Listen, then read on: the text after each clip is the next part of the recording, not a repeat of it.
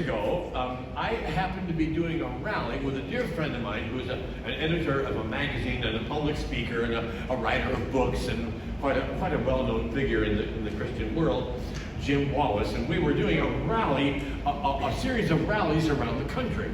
The rally was called Let Justice Roll. It was from that famous passage from Amos, let justice roll down like water. And Jim would preach, and I would sing, and we'd bring in a gospel choir sometime, and it was quite an affair. Well, we happened to be in the chapel at Duke University.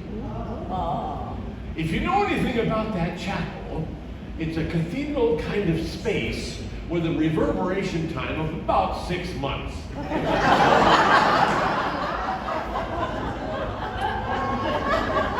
So, if you go there in the summer and sing, Company, you come back at Christmas and it's a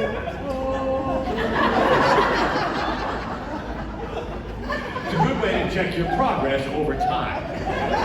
So, we had finished the rally, and Beverly was, I usually have a keyboard that sits up on top of the piano here when I do a concert. Beverly was cleaning up all the keyboard stuff, putting all the equipment away, and Jim was putting all the books and magazines away that didn't sell, and I had nothing to do in this glorious cathedral space. So I thought, you know what? I'll sing some Gregorian chant. So I took off into Hodie Christus natus est, Hodie Salvator apparui. Now you have to know that for a long time, every time I did a concert, Beverly would say, is this the night I get to sing in the Holy City? And I would always say, no, of course not. So keep that in mind. So here I am. Hodie Christus natus est. All of a sudden from the keyboard I hear, Jerusalem, Jerusalem.